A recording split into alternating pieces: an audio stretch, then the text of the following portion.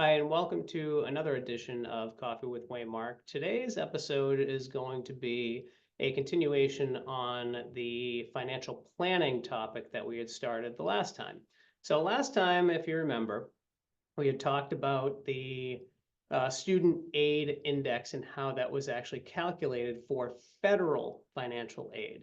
This week, we're going to talk a little bit about student, or not student, the CSS profile, which is pretty much what, as you see here up on the screen, about 250 colleges use to establish their institutional aid. So obviously we have the federal financial aid that comes from the US government, but then there's also potential aid that you can get directly from the school.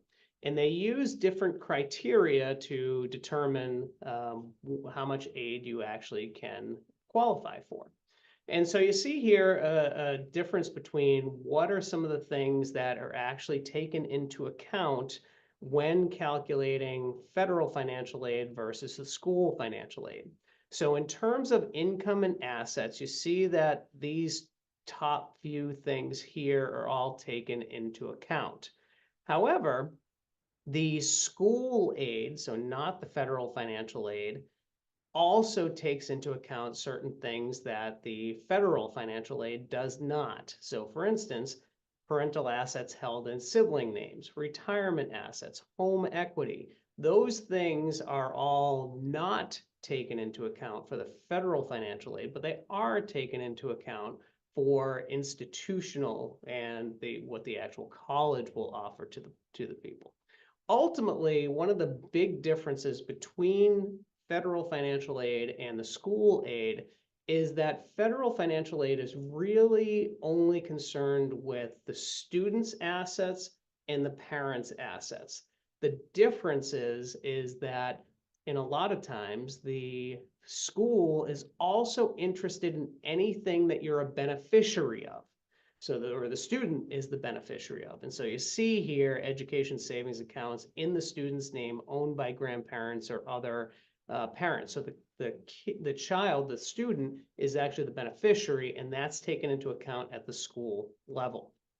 A couple things on the right side here, which are the same, are things like number of family members in the household, federal income and payroll taxes, so on and so forth. But again, the divergence here in a lot of cases is actually beneficial when it comes to the school aid. So for instance, one of the big changes that just recently took place is that for federal financial aid purposes, the amount of aid that you're provided is not impacted by the number of kids that are actually in college. That was a big change and something that caused a lot of people a lot of frustration.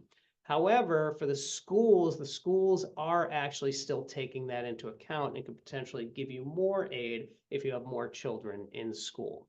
So you see here, some of the differences between the two, between the federal financial aid and the institutional aid and the aid that the colleges will give you. So that's, again, pretty quick amendment, or I shouldn't say amendment, but additional information on student financial aid. Just as an FYI for anyone who is interested in our personal journey, my daughter did accept to go to the University of Rhode Island. She's very happy to go there, and now I am right in the thick of this as well. So thank you for tuning in, and if you have any questions, as always, just reach out and hopefully we can help you out. Take care.